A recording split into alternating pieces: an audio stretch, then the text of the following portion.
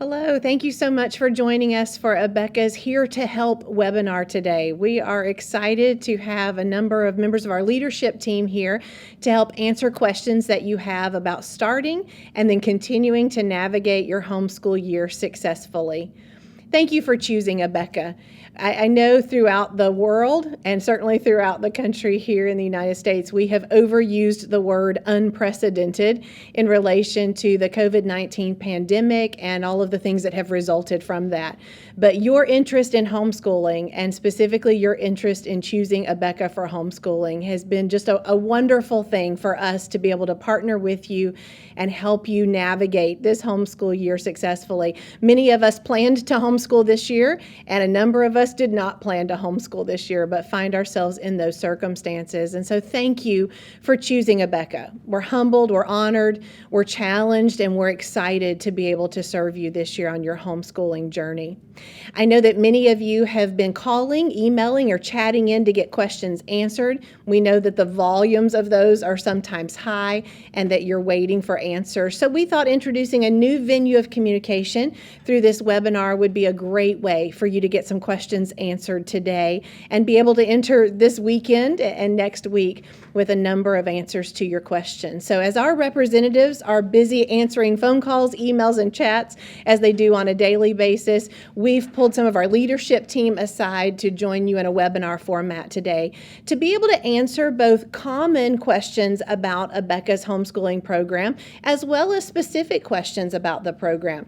I will tell you this, though, this would not be the best venue for us to answer specific questions about your account, perhaps about a billing question. We obviously wouldn't access that information and share that publicly, but we will be looking forward to looking at the questions that you enter on the Q&A and answering as many of those common and specific program questions as we can. I would encourage you, if you have a question, to first scroll through the Q&A questions that have already been entered, because by upvoting a question that is similar to yours, we'll be able to get to it the earliest that we can here in this webinar session. So we're excited to join you today. Thank you for taking the time to join us. I'll tell you this, we do expect to stay on this webinar for quite some time to answer as many of your questions as we can, but we will take a break about every half hour to make sure that you have a chance to step away, maybe refill your coffee cup, maybe check on your children who are working on their homeschooling lessons, and then we'll come back together to continue in the second segment of the webinar. I'd like to introduce our leadership team to you. My name is Amy Yohe. I have the opportunity to assist Abecca Publishing's product development as managing editor and also serve as principal for Abecca Academy's accredited program. We have a couple members of our leadership team from Abecca here with us today, and I'd love for them to introduce themselves to you. Good morning, and thank you for joining us today. My name is Emily Horak, and I'm the Director for Customer Service. I've been blessed to be with Abecca since 2010. And my name is Brooks Stute. I'm Director of E-commerce, deal with the online and the website, and I've been with Abecca for 20 years. Let's also meet our Abecca Academy leadership team. Again, these folks serve the students primarily in the accredited program of Abecca Academy. Good morning. My name is Faith Anderson. I'm the Assistant Principal for Academics for Abecca Academy, and it's a pleasure to be here and serve with you. And I've been homeschooling for 15 years before I came to Abecca Academy. I'm Steve Lockett, and I'm Assistant Principal for Customer Support in Abecca Academy. I've been with Abecca for 10 years, and it is an honor to serve you. So we are excited to be here with you today and have these folks here who are some of the smartest people I know and with the biggest hearts to help the customers that we serve. So we'll look forward to answering your questions. Let's jump right in. And one of the first questions that we heard as we were discussing this webinar today is, what is the difference between accredited and independent study with Abecca Academy? Now, this question would primarily come from folks who haven't quite yet made the choice of the options, one of the many options that they'd like to choose for homeschooling with Abecca. But that question can sometimes come up even once a customer is in their homeschool journey, because you perhaps are interested in making a change. Maybe your family's needs are a little bit different than you originally anticipated. So Steve and Faith, help me out. Steve, you start off and give us some insight into choosing between accredited and independent study. Well, a lot of it begins with what your need is as a homeschooling parent. Do you need flexibility or do you need accountability? And I think that's the number one question. In the accredited program, there's accountability built into the program. So you are sending in progress reports on a regular basis, you're assessing your child on a regular basis, you're receiving from us report cards and a transcript at the end of the year. So is accountability your biggest need? The other thing you might want to consider, especially if you're in high school, is do you need your credits to be more transferable or more easily transferred to another institution, a college or another school? So those things you need to keep in mind. On the independent study program, the flexibility is there, lots of flexibility. For example, if your child has, you want to spend more time in a certain subject, you have the flexibility to do that. If you want to modify the curriculum in some way, you have the flexibility to do that because you issue grades, you're in charge of the curriculum, and at the end of the year, you issue the final report card and transcript. Faith, what did your family choose in your 13-year homeschooling journey? Well, Amy, we chose to go through the accredited program. As a military family, we desired to have the accountability, of course, but also the transferability so that when we went from county to county or state to state, depending on our next assignment, we had credentials, whether it be a report card or the transcript that we could submit to the County Board of Education and meet the requirements that are necessary for that county and state. So we tremendously appreciated the accountability for the accreditation program and what it provided for us, as well as accountability for myself as a teacher as well. So I've heard two different words repeatedly as Steve and Faith were talking, and I think they really do boil down to the two advantages of accredited or independent study, and that is with accredited, it's the accountability, the validation of the homeschooling that you are doing. You as the parent are still the one making that decision. You're still in charge of protecting your child's learning environment. You're still in charge of issuing those assessments, but you have the accountability by sending that work in for a Beck Academy to validate. And then the word I heard frequently with independent study just now was flexibility, and there are so many different reasons why we would need flexibility to meet the unique needs of our children, of our families during this time. And so I don't know that we would necessarily say just generally that one is better than another, because it depends so largely on what you need for your children for this year, whether you choose the accountability of accredited or the flexibility of independent study. Just know that either way, you're going to get the same quality video instruction. Either way, you're going to get this reliable video manual that is going to daily walk you through exactly what your student needs to accomplish. Either way, you are the one in charge choosing what your child needs to complete this homeschool year successfully. So it's in a nutshell, just the real difference between accredited and independent study. And sometimes a follow-up question to that is, can I switch between the two? Can I switch from accredited to independent study? Emily, can you help us answer that question? Absolutely. If someone is looking to switch either program, you're welcome to do so at any point. I would recommend contacting customer service and able to facilitate that change, but you are able to make that change at any point. I think it's good to bounce back over to the Beck Academy assistant principals for just a moment, because I do want to be careful that you could at any point change from accredited to independent study. But because of that validation that's involved with the accredited program, Steve, give us an idea of what's the appropriate time frame within a school year to switch from independent study to maybe now wanting that accountability with accredited. Amy, that's a wonderful question. And my recommendation to our parents is this: if you want to switch from accredited to independent study, do so early in the school year. It's just, I think it'll make the homeschooling journey a lot easier for you, a lot better for you. So make that decision early, like in the first 30 days or so. So switching from independent study to now I think I want that accountability, I need that accountability, do that within the first 30 days. And a lot of the reason for that is what you're asking Becca Academy to do is validate your students' work. We can't go back in time and validate the work that you would have done for 60 or 90 or 120 days of your school year. So think about it in this first 30 days, and if you feel like accredited is an option that you would like to switch into, then contact us early with that switch. If you're switching from accredited to independent study, you can really do that at any point in the school year that serves you well. And Emily, I know you said to contact us if we want to make that change. Is there a certain method, whether that's email or chat or phone, is there a certain method that would be best for a customer who's just wanting to let us know, hey, just flip the switch on that for me from accredited to independent study? You know, Amy, that's a great question, and one that we get fairly frequently this time of year. I would say that the best way to facilitate this change is to send an email to customer service. Of course, you can make the request by phone or by chat.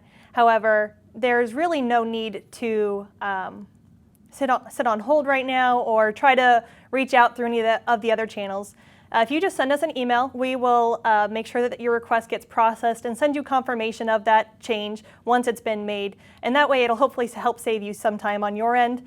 And then you're welcome to go ahead, if you're switching from accredited to independent study, you're absolutely welcome from that point that you've sent the email to just start acting as if you were independent study.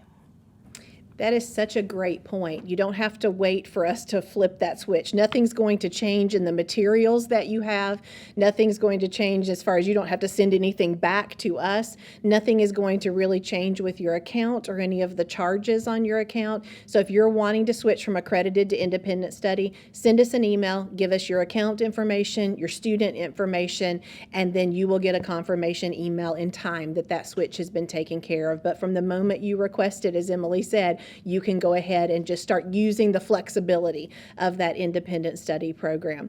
Now Emily, the one change I can think of that we would be making is with the accredited program, because we validate the students' work, we do have to make sure that they watch all of the instruction.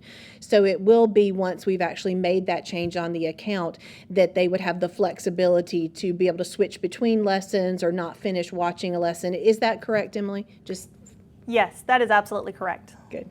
So there may be a slight delay as we process your email in having the flexibility to be able to skip around in your lessons. But if you're wanting to adjust assessments or anything like that, as soon as you send in that question, you can go ahead and start making those adjustments on your end. So those are some great questions in relation to the accredited versus the independent study program. Let me take a look at our next most upvoted question, and it's coming from Kat. She says she chose Becca Academy where she has the video streaming, but what she wants to know is there a way to see the videos from different lessons without having to watch the previous video, since I'm going to want to do most of the teaching and just use videos for reference or to supplement from time to time. So Steve, what advice would you have for Kat? Can she skip around if she's doing a combination of parent-led and video? She can. Kat, you can skip around if you're independent study. So I want you to be aware of that. On the student portal, on the student dashboard, you can watch the videos in any order that you would like. And I think it's a great idea that you're watching the videos and using those to teach your children. Yeah, this is really good. I do love, Steve, the flexibility of how Kat's doing what's best for her child by having a combination of parent-led where she feels comfortable doing much of the teaching and then supplementing with video. So Kat, you'll just want to make sure that your video enrollment is an independent study enrollment so that you can skip around and not be forced to watch the entirety of a video. We don't need to validate which video instruction you watched as an independent study customer. Thank you so much for that question and to those who upvoted it. Let's look at another question. She says she received an email saying that her K-5 video manual is out of stock. Can you provide us with a PDF copy of at least the first few pages to be able to start with the video lessons? And yes, we have been doing that for the K-5 video manual. I don't know about you. Sometimes I like to know the backstory on something, and I'm sure this is going to be quite obvious when I mention it to you, but it was that COVID-19 pandemic back in March that stopped the video instruction that we were recording for K-5 in our brand new K-5 classroom. Those students and the teacher slipped back into the classroom when it was safe to do so this summer. It was a smaller class, a little bit of social distancing going on for their safety, and we're able to finish up that video instruction. But what we did send out was a partial video manual that had the first 45 lessons in it, along with the front and back matter that you needed to be able to start the first 45 lessons. But I'm pleased to let you know that that video instruction was completed, that full K-5 video manual has gone to print and will be shipped to you this month, as was committed to you. And in the meantime, if for some reason you didn't get that partial video manual, then we certainly have been providing a PDF for that, and we'll be able to cross-reference your name with your account number and be able to make sure that you have that PDF so that you can continue through the video instruction while you await your video manual. We're so excited about the number of students joining us for K-5 this year, and thank you for your flexibility as we've released the partial manual, and then later this month you'll be receiving the full grade manual. Oh, Abeka Academy, here's another great question. The customers are seeing in their boxes these envelopes, and they're a little unsure about what material they're to send back in the envelopes. So Faith, I know you would have filled in those envelopes, packed those envelopes to send off to Abeka Academy many times. Tell us what goes in the envelopes, Faith. I lovingly call them the golden packets. Absolutely. So in the packets there, you'll see in your progress reports, and they'll tell you here to the home teacher what you are to send in. Say, for instance, to remember that you've graded things in according. Remember to, for second grade, record numerical grades online. Attach all tests to this report. So what it's telling you here is what you are supposed to submit in the golden packet. This is going to be different according to each grade. So some grades will have tests and quizzes. Most often the quizzes will not be submitted in. You will have notification here on the side though to the home teacher what you are to turn in to us. So if you have any questions depending on your grade, you'll have instructions here in your progress report, which is found toward the back of your video manual.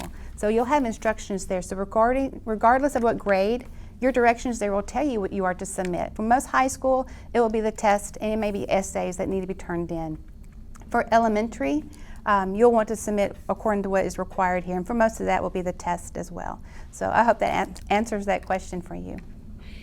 Faith, I'm noticing how your manual and mine, this third grade one that I have, are quite worn. And I want to assure the families watching that yours are going to be quite worn at the end of the school year too, because this is your daily key to success with the video program. And what Faith is referencing with those progress reports and with those envelopes is specific to the accredited program. If you're independent study, you won't be turning any work into us. But the very last appendix in most of our video manuals, whether that's elementary or high school, is that home teacher materials appendix. This is going to give you some specific information feeding off of what's in the front of this manual. This will give you more specific information about the accredited program, and then it's followed by those progress reports, which really are set up to be just step by step, fill in the blanks, check it off. You've got everything in that packet that you need to send into Abeka Academy in order for your questions to be answered. So go to this video manual often. Let it be your guide. Your questions, many of them, will be answered right there in the video manual, including what you need to send into Abeka Academy. That's a great question. This student, or this, family, I'm so used to talking to our students, this family is asking, and I believe it's Rachel and several others have upvoted it, can I set up the curriculum to be a 4-day school week, and if so, how? Now, Rachel, just as a general question, and I don't know if you're parent-led or if you're using videos, and if you're using videos, whether that's independent study or accredited, but I think you're basically asking, can I complete my week's worth of lessons in 4 days? And really, regardless of the option that you're choosing, the answer to that is yes, you can. So Steve, give us some idea of how we would navigate that, and let's go ahead and approach it from an accredited video standpoint, since it only gets more flexible down from there. Well, the beauty of homeschooling is some flexibility like this, or changing your school week For example, when we homeschooled Tuesday through Saturday. And there were weeks throughout the year that we would need to make it a 4-day week. So we sat down, we knew what needed to be accomplished within a week, and we started building our own schedule so that our children could accomplish everything in that week within the 4-day period. So our Bible lessons would be a little bit longer. We may do 2 Bible lessons in 1 day. Whatever we decided, whatever we thought would work out best for our children. We may have decided to do, for example, leave a subject out and maybe double up on another one. So it's just an endless amount of things that you can do. So it's very flexible, but the thing is you have to sit down and build a custom schedule to accommodate the 4-day week. You do. Yes. Yeah. So there's, again, even within accredited, there's a lot of flexibility. If you want to do 5 lessons over 4 days, if you want to do 5 lessons over 6 days, you decide what works best for your child and your family. I heard a mom say recently that she homeschools 6 days a week. And she said, I don't do 6 lessons in a week, but I plan to homeschool Monday through Saturday because I don't know which day of the week is going to be best for us to take as our day off and our break. Some weeks that might be a Tuesday, some it might be Friday, some it might be Saturday. So figure out the plan that works best for you, but it is perfectly fine for you to reduce the number of days by watching additional lessons. And most of the time, the way you're going to want to do that is watch every subject for lesson 1, and then start in and watch a couple subjects for lesson 2. Stop at the point at which your child is needing a break, and then in the second day of the week, pick up halfway through lesson 2, finish it, start into lesson 3, and stop maybe halfway into that one, and then you'll be able to be on a little bit more of an aggressive schedule. With the accredited program, the smallest amount of time that you can complete a full year grade in is 6 months, and so you just wouldn't want to accelerate any faster than 6 months. That's for the benefit of your child to be able to absorb and keep up with all of the information that they're learning. You can stretch that out in either accredited or independent study all the way up to 12 months.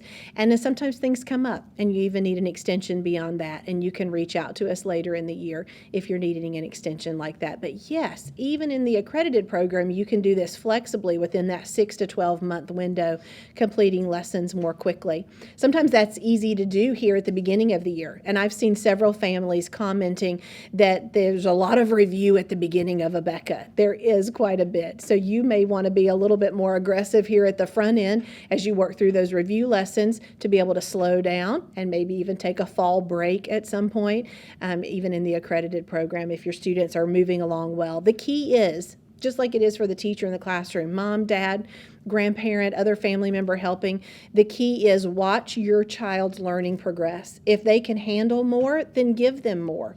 If they need to slow down, then slow it down. You've got lots of flexibility within that 6 to 12 month window. Thank you so much for that question. Jeannie is asking, I've seen parents use a crate system where all the pages are torn out of the book. Do you have any good tips for an organization system like that?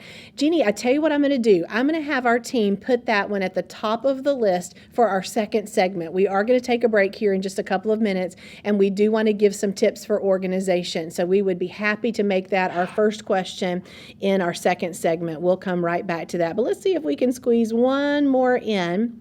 Lisa asks a great question. How can parents know what is being taught prior to watching the video with my child? Is there a course layout that we can follow and plan ahead? Lisa and the others who upvoted this, it really is going to vary according to how much detail you're wanting to know. Many parents who choose the video program want the teacher to take care of the level of detail, and as long as I know what to check and how to hold my child accountable, then I've got multiple children I'm going to be working with, then that's enough detail for me. Others would love the detail of even the curriculum lesson plans that the teacher is using to know exactly what the child is learning. I'll tell you what we include in our video enrollment kit to help every family be successful is the video manual, which does include for most of our subjects exactly what pages are being taught. Now, that's not going to necessarily say that we're teaching geometric formulas today, but it will tell you what pages in the math book are being taught, which would then show you perhaps that it's geometric formulas that are being studied. If you want the additional level of detail of what curriculum lesson plan was the teacher using as they recorded the video instruction, you might want to supplement by picking up those parent-led curriculum lesson plans that coordinate with the grade level or the subject area that you have chosen for your child. We don't include that in the main kit, quite honestly, because most parents choosing the video program don't expect to keep up with that level of detail, but I love your interest in keeping up with that. It sounds like you would almost be in the same boat as the family earlier who asked about using a combination of parent instruction and video teacher instruction. So we've got a number of other products that, again, we don't charge everybody for in the main enrollment, but if it's something you'd like to purchase separately to supplement the way that you're using the program, we would love for you to see that additional level of detail. Look in our catalog, look at the catalog online or on our website. If you're still feeling uncertain of what you would order to get that supplemental information, then you can reach out to us by phone, email, or chat, and we'll be able to help you with that question as soon as we get to you. Tell you what we're going to do. We are already at that half-hour break. So we're going to take about a 5-minute break, refill your cup of coffee, check on the children or the dog, whatever you need to do, and we'll join you back here in just a few minutes.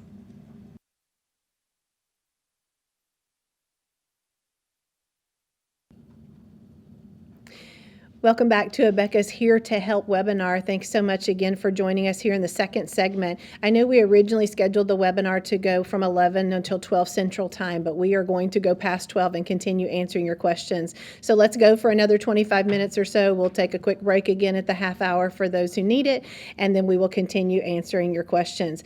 I know I promised that we would get back to the crate question here at the beginning of this segment, and I love how the next question that's at the top of the list now, well, it bumped because somebody upvoted, but it ties right into it. So Brooks, I'm going to come to you with this question. I just received all the materials for my 3 high schoolers. It feels a bit overwhelming. Any tips on where to start? I think that ties in nicely with resources that we have, and then the crate question as well. So Brooks, help us with some resources to get started.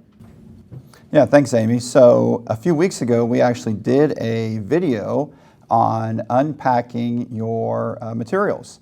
So if you go to YouTube and go to the Becca for Homeschool, you can see our channel and see the video. And it's, the title of that, I believe, is Unpacking Your Options. So make sure you check out that video, and we'll drop a link to that video in the chat section so you can have easy access to it.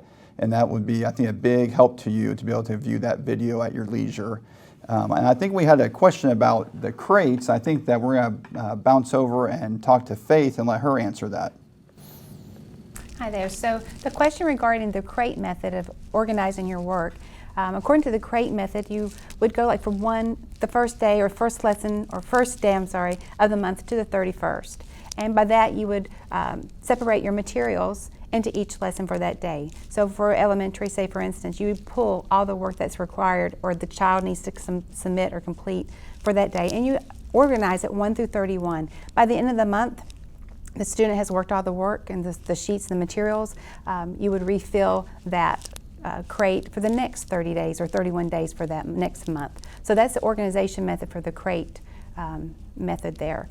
Another one is the binder method that a lot use as well. As far as they use a binder for each subject matter, they may pull all the work for that one week, Monday through Friday, and put it in a binder for that one subject. So that way the student has access to the work that they need to do in an organized fashion, and then also be able to complete it and have it there instead of having to reach and pull out and keep up with the books that they have with the materials and continually having to pull them out on a daily basis. So those are 2 options that you can use to organize your material on a daily, weekly, and even monthly basis. Here's another area where there's just complete flexibility. Some of us are super organized and others of us are not, and you simply need to find what works for you. So if you're panicking right now and thinking, I don't have a crate method, I don't have a binder method, am I messing this up? Not at all. Figure out what works best for you. For those that like to get the crate, it's just one of those plastic or wooden crates with those hanging file folders that are dated by the month that just helps you to plan ahead at the beginning of the month for the following month. Others would say, I just hand my child their books to complete their work each day, and that's fine as well. Do what works best for you. And what we love is the huge Abeka network that is growing with parents sharing by video or in social media groups all of their tips and ideas for organizing. Abeka's not going to dictate how you organize your day. You figure out the best way to do that and just follow that system and find the groove that works best for you, and you'll enjoy that. We know the feeling can be overwhelming. One of our favorite things to see are the pictures that our families post of receiving all of their materials and those boxes stacked up on the porch for multiple children. We have 6 children in our home, and so I understand how overwhelming keeping up with all of that can be on multiple grade levels. Take it a step at a time. And Faith, when you were talking about the homeschool video manuals earlier, I was thinking of it as a bit of a security blanket. This is what's going to keep you on track. So as you get all of those books and you start stacking things up and getting them organized in your homeschool space, which again can have great variety from something that looks like the perfect Pinterest homeschool classroom to just using a desk that's in the corner of the living room. Do what works best for you, but let this manual for the video program be your security blanket. I would encourage you to read through the front matter of it at the beginning of the year, even before you understand everything, and then continue to use it on a daily basis throughout the year. It will certainly be your guide and help you along the way.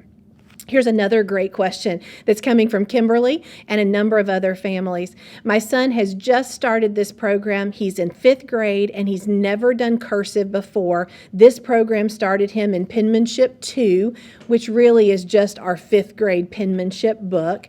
Is there any way I can have him work in Penmanship 1 instead, because Penmanship 2 is too advanced for him?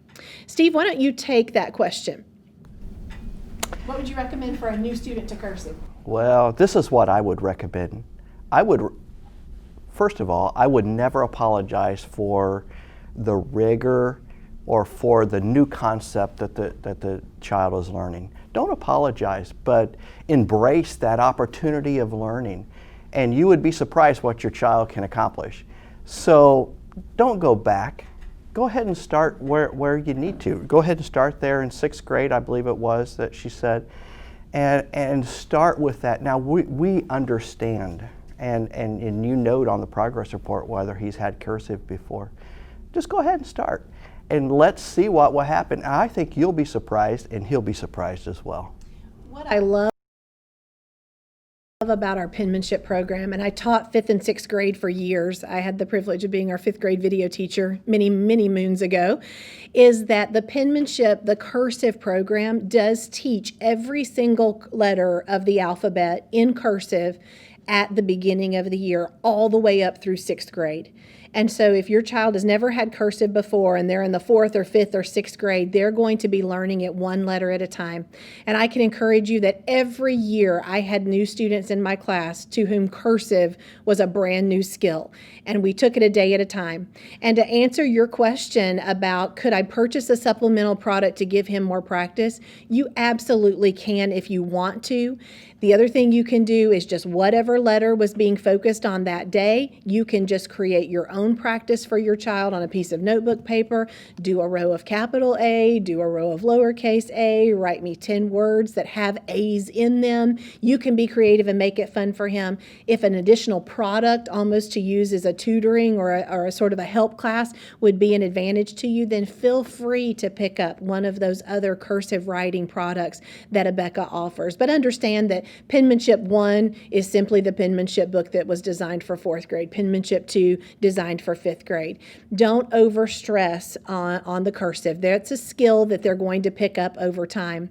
Sometimes you may be curious about Abeka's philosophy. Why is cursive required in Abeka's homeschooling program currently from 1st grade on up through the 6th grade? And even though there's not formal instruction in high school, we do still expect students to use cursive handwriting skills in high school. You can go to our blog and search for articles on cursive, and that may just help you understand a little bit more about the philosophy behind why Abeka is a big fan of promoting cursive handwriting. Do know this, all the way up through 6th grade, if your student is new to Abeka, new to cursive, you can request for the grading for handwriting for that first grading period to be waived. Your progress report is going to ask you on that first grading period, is your child new to cursive? And you'll be able to check that box, and you can send our academic team an email at elementary@abeka.com.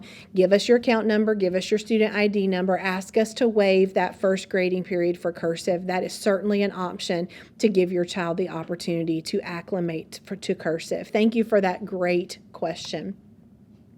Julie's asking a question about what does student support look like? So Julie, the primary support that Abeka Academy provides to students is that daily video instruction. I love the fact that it's done right in a classroom with real students with varying abilities so that your child can just drop right in as a student in that classroom and be able to benefit from that instruction. But we know that the teacher in the video classroom had some time off camera to interact and help students individually, and you're wondering what kind of help your student can receive individually. You're going to be, as the on-site teacher, parent, proctor, your child's first help when they run into difficulty along the way. But does Abeka Academy provide any additional help? Faith, give us an idea on that. You were an Abeka Academy mom for many years. What kind of help can Abeka Academy provide if a student is struggling with a particular concept? Well, many times if we had a problem when it came to an academic problem where the student or my son wasn't grasping a concept, I could call the academic helpline, whether it be a science question or a math question. They were always available for me to be able to call and just ask for this lesson, page such and such. Today's lesson 139, we were having difficulty understanding how to do this particular concept. Could you explain it? And Abeka Academy has a wonderful team of academic advisors that can walk you through there who are familiar with the product, the concepts, the material that's being covered, and then walk the student. I could put my son on the phone there with them, and they could explain what they were having problems with understanding, and they would walk them through and show them how to do the particular concept or the skill that they were having difficulty in grasping. And so it was wonderful to be able to call them and ask them a question and just to help as far as understanding the concept that they were not able to get. Steve, tell us a little bit about the technology that our math instructors use to help students. I'm thinking about those upper level maths as we get into algebra and geometry. What kind of technology do we use to help students over the phone? Well, as many of you know, to be able to see a concept or a math problem visually, it makes all the world of difference. And so we utilize a whiteboard in our math tutoring or math help area, and even in upper science, where your student can, on his computer, see exactly what the teacher is writing, working through the math problem, working through the science concept or problem. And so visually, your student can see it, as well as the teacher is talking him through it. So he sees it and he hears it as well. We can help you get connected with that type of video instruction over that technology when you call into our office for that support and assistance. So Julie, you asked a multifaceted question, and I appreciate the level of detail that you asked. You said, how much teacher access will my student have? Your student doesn't have access to the exact video teacher that recorded that instruction. So many of them during the day when your child is watching video instruction, they are still at Pensacola Christian Academy where the videos are are created, teaching the students there, many of them in front of the camera again, updating a video course. But you will have access through our academic team to many trained teachers, trained instructors who can help students navigate through that process. So it won't be the actual teacher. You won't have Miss Smith if you're calling in with an algebra question, but you will get a trained algebra instructor who will be able to help you with that. You asked how fast the turnaround is for student questions and teacher support. Isn't that the question that we're all asking right now? How quickly can Abeka get me an answer to my question?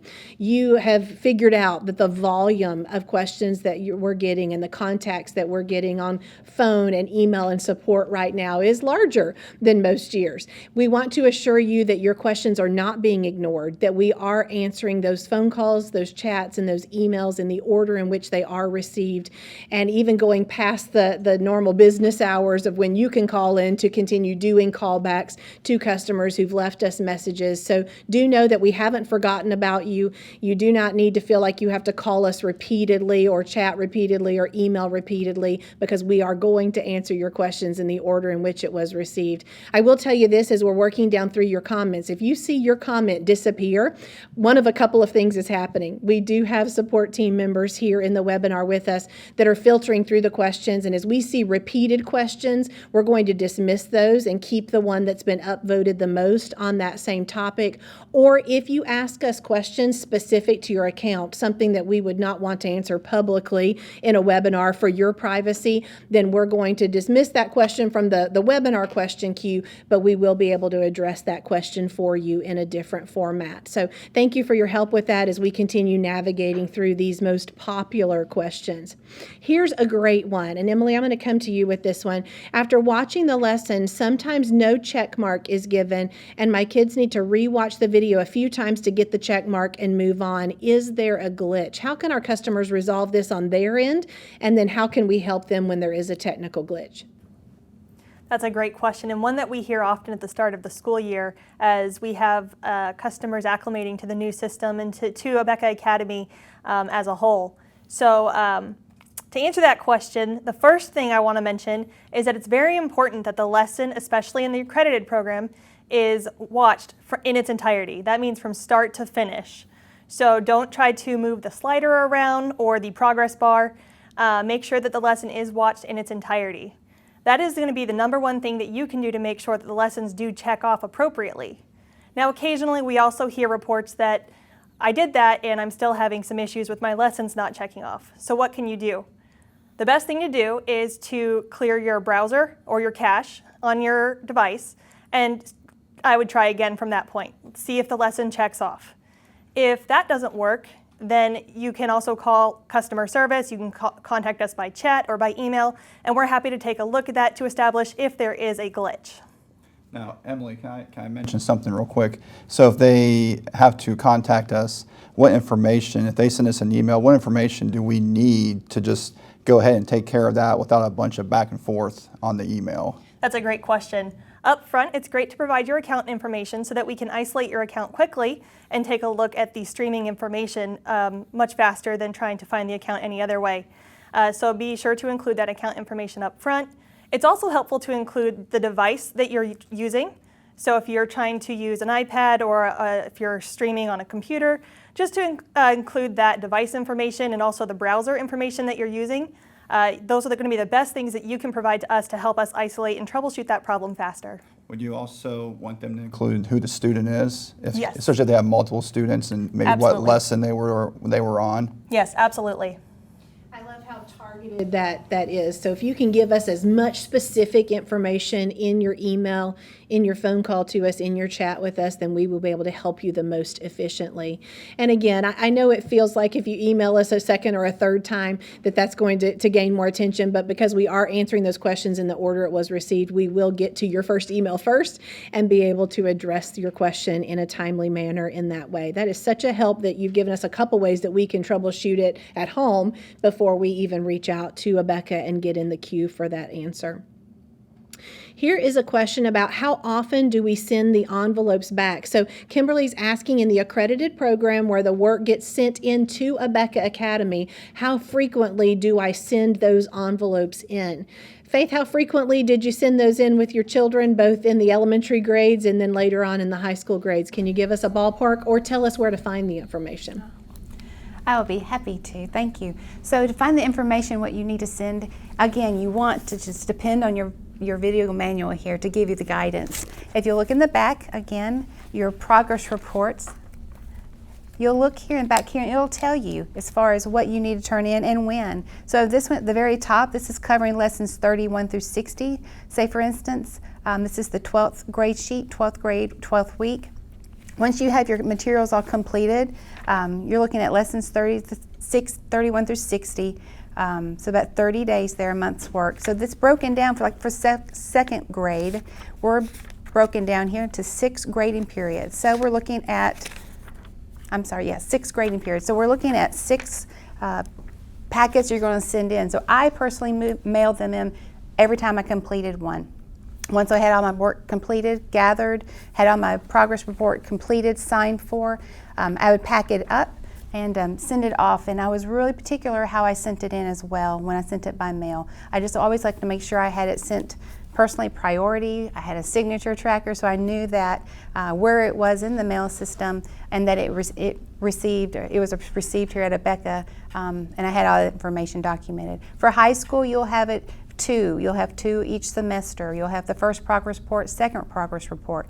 After each progress report, I had all my documentation, had all my tests, papers I needed to submit, along with my progress report. Put it into my yellow packet and I would mail it. I never held on to it for the entire time. And the reason being, it allowed me to see how my student was progressing. If there was areas that we needed to work on more so, I could see that immediately, but also I could see that with the accountability that Abeka provided for us. So I always submitted it when it was completed. I like to get it out of the house so that way it was into Abeka's hands for grading. So that was just my personal method of doing so, is following my video manual explicitly daily, so I knew what I needed to do each and every day with my student, and then also ensure that I have everything completed so that way I could submit it properly. So Faith, I see the flags that you've got in the back of your video manual, and I would assume as a mom you had that progress report flagged as well, because you're not going to just come to this section at the end of your year, as Faith said, and fill it all out and send in all 170 lessons worth of work. Put a flag back on that first progress report. You're going to go to that progress report daily to see what grades need to be recorded for that particular day, and then you will move on from there throughout the year. In K-5, which is where our accredited program starts, through 3rd grade, there will be 6 packets that you'll send in, 6 separate grading packets at the end of approximately 30 lessons, and then 60 lessons, and then 90 lessons, all the way to the end of the year. In 4th grade through 12th grade, that is a quarterly progress report system, and you'll be sending those in every 9 weeks. But to Faith's point, don't save it up. We do need you to send in those things at the end of each grading period. Brooks, can you give us a little bit more advice or feedback on how to help parents with this question? Yeah, I was just over here thinking while Faith was talking, one thing that is crucial in my opinion is when you send that material in, you pay for the insurance or the tracking to make sure it gets a signature. But before you even get it into the envelope, make a copy of all the work. That way, in case something happens, it gets, you have a backup plan. Now, make sure you send us the originals, but to have that copy, you can have something to lean back on in case something gets lost in the process from your house to our place. Brooks, that is a fantastic point. Has anybody ever seen on the news some accident with a vehicle that was transporting mail or packages and wondered, was mine on that in that vehicle? One of the things that goes along with that is there's 2 copies of every progress report. This one is the Abeka Academy copy. This one says it's the home teacher's copy. So you're going to actually fill in the information twice, keep the home teacher's copy as your record, send the other copy into Abeka Academy. But whether you're scanning or just taking photos of even your child's tests or exams, so that if something happens and that package does not arrive at Abeka, we're going to come back to you and you would have easy access to send us those things things by a different means. So that is a wonderful tip that will save a lot of hassle. Another thing to do is just make sure, again, as Faith said, that you're checking every single thing off. The last thing you want to do is send in a packet for validation and know that there's something that's incomplete. That's going to hold up the processing of validating your child's work. So do send in everything completed within that progress report, and that'll be a great help to us. Processing, again, your packets in the order in which they are received. So when your envelope arrives here in Abeka, we're going to log that, and you'll be able to tell on your account that that packet has been received and that it enters the queue for the academic grading validation in the order in which it was received. Some great tips along the way here. Brooks, here's another one that I think you'll be a great help in answering. There's a number of different state requirements, and going back to our YouTube channel, there is a great YouTube video there with a representative from the Homeschool Legal Defense Association helping us navigate the legal aspects of homeschooling. We know every state's just a little bit different in that regard, but this attendee says that her state requires yearly standardized testing. How does that work with Abeka? Does Abeka provide those tests? What is the cost for that? Give me some clarity around the process of standardized testing. Brooks, how does Abeka help meet that standardized testing need? Well, Amy, we do have tests that we can make available to you. If you are on our accredited program, you can take advantage of a standardized test for free. That's one of the perks of the accredited program. But if you're maybe independent study or doing the parent-led, we can still have those tests available for purchase, and you can just go online and make that purchase. Typically, you would make that purchase in the December, January timeframe, with testing happening typically some week during the months of March and April. And then you would be able to take that. Now, we do have paper tests, but we also have online tests that you can take for standardized testing. Whatever fits your need best. Me personally, I would just do the online. If you do the paper, you would have to send that back to us for scoring, and then we would score that standardized test for you, and then send you a report with the results for you to go over. But again, whatever fits your needs, whether that's the paper test or the online test, either way, we have those available, and for purchase, you purchase those online for your use. Those are available through Abeka. We would love to serve you. If you take that through another venue to meet your state's requirements, of course, that's fine. In the accredited program, there's no additional charge for that standardized testing. We provide that as part of the accredited enrollment. So that's a great question and something that we'll look forward to helping you with as we enter testing season later on in this school year. Here's a great question. Why can't we scan and send materials via email or any digital file transfer format instead of email or instead of mailing the hard copies? We are in a whole different technological age, and even COVID has hastened the need to be able to transmit things electronically rather than physical hard copies. So thank you for letting us know that that's an option that you're interested in. Up to this point, our work process and how we process student information has all been on those physical hard copies, but it will be interesting to see what options become available to Abeka's homeschooling families in the future to be able to submit those packets electronically rather than those physical hard copies. Until those options are available, please do keep those electronic copies for yourself and do mail in that packet for us to validate for the quickest processing of your students' work. We do have a digital assessment option in the high school, and there is a digital means of submitting student work in the high school through that digital assessment option. But if you are using those paper printed quizzes and tests, please do use those envelopes and those progress reports to submit those to us via mail. We are in the accredited program and using Rosetta Stone French for 10th grade high school. How do we document and what do we send in for our student to get credit for it? So, Steve, this is again in our accredited program. Is there an option to take a course outside of Abeka's course offerings and then submit that course to Abeka Academy for credit in grades 9 through 12? Amy, that's a great question. And there is an option for taking courses outside of Abeka Academy if we don't offer that course. So in other words, if you want to take Spanish, and that wouldn't be possible because we offer Spanish, this question is specifically talking about French. And what we would need from you is, number one, we need to know if in that course of study, if you had tests and quizzes.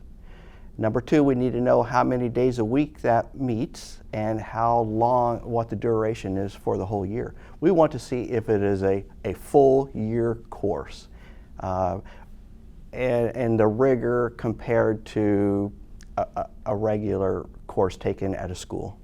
Again, we're validating that course and documenting it on Abeka Academy's transcript. And so there'll be a process through a proof of completion form that you'll be able to give us the information that we need to validate that course. But that is an option to you to do 1 or 2 courses that way, again, when their course is not offered by Abeka Academy. Well, the time continues to fly by, and we are at the end of our second segment. So we'll take a break for just a couple of minutes here. Let you take a quick break as well to check on what you need to there at home or at work. And we'll be back with you in just a few moments to continue answering your questions.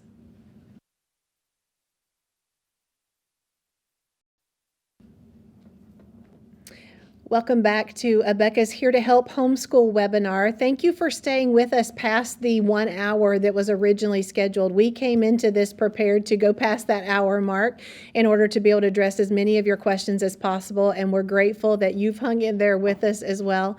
Let me mention that just like with our phone, emails, and chats, we are answering your Q&A here in the webinar in the order at which was received, and in the case of this webinar, also in the order in which it was upvoted, so that we can help as many people as possible with both general and specific questions about the program. If you ask us a question that's specific to your account and matters that might be of privacy to your account, we will be dismissing those questions within the webinar Q&A, but handling those with you in more of a one-on-one format. Also, if you've asked a question that's similar to one that's been upvoted more times, we'll dismiss duplicate questions so that we can address questions along the way.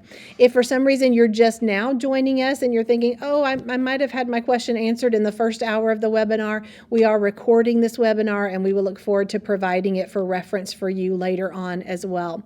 So please understand all of the parameters of helping to answer your questions through this webinar format. We're going to, in this third segment, get into a little bit of the dashboard, which is the online dashboard. There's a parent part as well as a student part of the dashboard that different things can be accessed, and it fits right in with our next most popular question, and that is an attendee is asking or stating, I'm unable to manually move lessons on my child's calendar to specific time slots or different days. I get the error message that I cannot move a lesson beyond its date, and she's asking end date of what. So Steve from Abeka Academy, walk us through just very quickly the general function of that calendar, but then while we're on the dashboard, let's go ahead and talk about some additional functionality that our parents and students can enjoy there. Okay, first of all, the calendar is a semi-customable calendar. And I would not, as a parent, homeschooling parent, don't live and die by that calendar.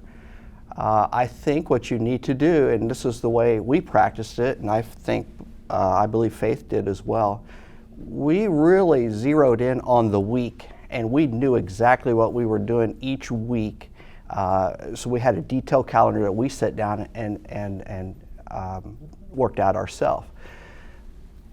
But when someone calls in and they tell us we cannot move an event or a lesson, and we get an error message, generally this is the reason, because they're trying to move the lesson after a quiz, okay? So we need to keep everything sequentially. Lesson one content cannot come before lesson 2 content, and it cannot be moved past the quiz that covers that lesson. So the big situation is we need to keep everything sequentially. Lesson 1, lesson 2, lesson 3, and we can't go forward. So that's generally what's happening. And I know as a customer, it becomes frustrating. If you can't figure out, please call us. We have people there that will figure it out for you and tell you what needs to be done or do it for you. So the calendar is very useful. And there's some other things that are useful on the dashboard. And I hope every customer has gone to the dashboard and looked to see what we have. First of all, you're going to notice in the upper left-hand corner of your dashboard, now I'm talking specifically the parent dashboard. There's two dashboards. There's a parent dashboard and there's a student dashboard. So which one are we looking at right now? We are looking at the parent dashboard. This is the parent one, okay. This is the parent one. Upper left-hand corner is your orders, okay? So if you've placed an order for an enrollment, you would go here. If you placed an enrollment for digital clip art, you could pick it up there. And there is one icon that says digital testing. The digital assessment. The digital assessments. Let me just caution you here. That is not where you see your digital assessments, okay? And generally for a homeschooler, you will not use that icon, okay? But those are just orders. And we'll talk more about that here in just a little bit. Of course, you have your calendar on your right. By the way, your dashboard, you can customize it to make it look any way you want. If you want the calendar on the left-hand side or down toward the bottom, you can change the colors. So you can also add your student's picture and so forth. Have a little fun personalizing it. Yeah, you can personalize it, and that is neat. Okay, so you can also pick up the video manual, the PDFs of the video manuals for your students, for all of your students, okay, that are in 7th through 12th grade. The video manuals are on your dashboard. You will receive a video manual in the mail, but you also have an electronic copy. So that is very useful. The other thing that's very useful is the notifications section. And can I talk to you, parents, specifically about notifications? Most of our notifications that we send out are by email. So it's important that you check your email daily. And check your spam box. Make sure that emails from Abeka Academy, from Abeka, are not being put in your junk mail. So some notifications that we send you are also posted on the dashboard. And you can go and view those there. You cannot delete them. You can store them, but you cannot delete those notifications. So please make yourself, that should be a very important place to go. You have a media management portion. In that area, if you're DVD, of course you can go there and see it, but also video streaming. You can pick up your video streaming lessons, your video streaming subscription from the media management section. One section that you're going to use a lot is the My Students section. If you want to drill down to student-specific information, you must select the student that you want to drill down on. So we have selected this child, and I believe he's in the 8th grade. I think it says 6th. It's hard to see from where yeah, we're I can't sitting, see Steve. from where I'm at. Sorry about that. And so we see his grade level and some student demographics, okay, his ID number and his enrollment status and so forth. So there's just a little information there. One area that's very important is the begin date and the end date. So a lot of folks will call in and say, when do I have to have my course completed by? Well, by the end date. That is your day you must have everything complete. So in the student icons, in the student information section, you have you can set your calendar length and 9-month or 12-month length. Very simple to do. You click it and update the calendar, and the calendar will automatically populate with that. Also, you have you can set grade alerts, and you select what grade you want. If your child gets below a certain percentage grade, you will receive an alert. notifying you about that? And that's specific to the digital assessments. That is specific to the digital assessment. Paper assessments, mom and dad are grading most of those, with the exception of the 9th through 12th grade quarterly or semester exams. But if your student is using digital assessments and you want to get a notification every time they score below a certain grade, obviously you can go in and look and access those grades as they're processed. But if you want a specific notification to let you know they're dropping below an acceptable threshold for mom or dad, you can certainly do that.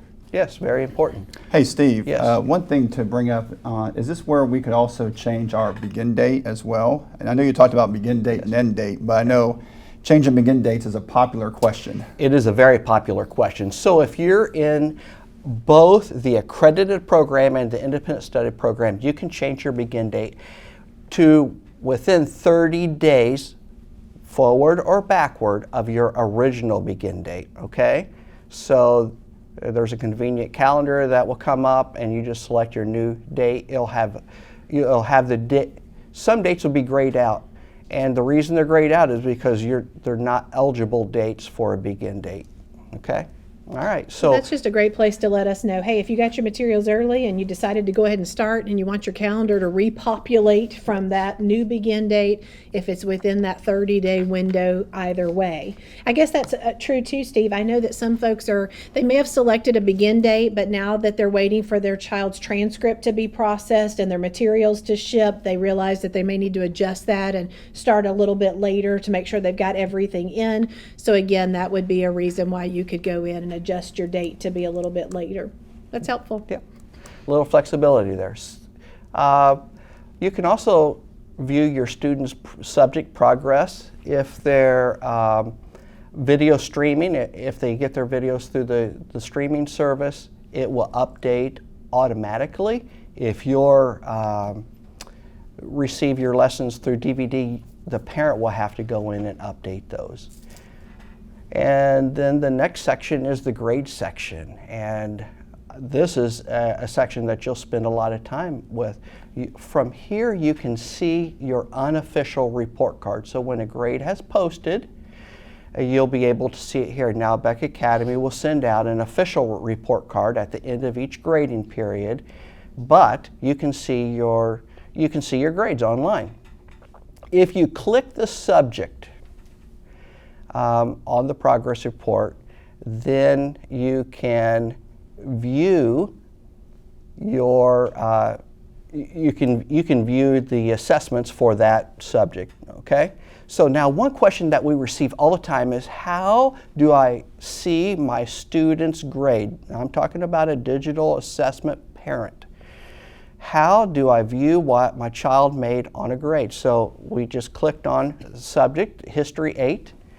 And we see from the dashboard that this child has taken quiz 1, and over in the grade column he received an 89, I believe it is, okay? And so we know on quiz 1 he received an 89. Now if you would have set your grade alerts to, if he would have got a lower grade, you would have set your grade alerts, you would have received an email, you would have received an alert, and you could have gone over here. And the next question is, well, how can I see what my child missed on his test? And so you would click on the grade, the percentage grade, and this is going to bring up the actual assessment that your student took. Now you can't make any modifications to this, but you can see what he did. So there's the second question. First thing I want you to notice is the green check mark. That means the answer is correct. Now here's one question we receive all the time, okay? They say, wait, the answer in the box doesn't match the correct answer below. And so folks will call in and say, I believe you mismarked my child's grade and you need to take some points off. Well, not necessarily, because every assessment has multiple answers built in. For example, and let me say, and the answer that is displayed is the preferred answer, okay? So as you review this with your child, if that box doesn't have the preferred answer, you can say, hey, look, during the lesson and in the book, this is what they said the answer was. Okay, that's called the preferred answer, and that is based on the lesson content and the text content. But we also have some alternative answers built in that you will not see. And if your child selected one of the alternative answers, we would count it right. Okay, so let me give a quick example if that's okay. If we ask, what is the first president of the United States, the preferred answer, this is the answer that the teacher discussed in class, may be George Washington, okay? But a student may say President Washington or General Washington, and those are all correct answers as well. So that's important to remember. So let's go ahead and scroll down. Now, we're looking at the next question by checking the arrow in the lower right-hand corner. And on this particular question, the student was wrong, wrote the wrong answer down. And we see that because of the red X. And also in the banner, the blue banner across the top, it says question score, and it says 0 out of 10. What that means is the question was worth 10 points. The student received a 0 because he answered the question wrong, obviously, okay? So let's go to another one that the student got partial credit, and I believe it's a couple more through, and here we go. This is a new symbol. Right beside of the answer box, there is a yellow asterisk. And what that means is the student received partial credit. Generally, partial credit is given for an answer that is misspelled, okay? And so this answer has been misspelled, and we will take 1 point off for misspelling. And up at the top, we see the score is 9 out of 10. And so the student received partial credit. Now, let me give some assurance to the parent at this point. Every digital assessment that has something wrong on it or has received partial credit is reviewed by one of our team members. We look at every one of those.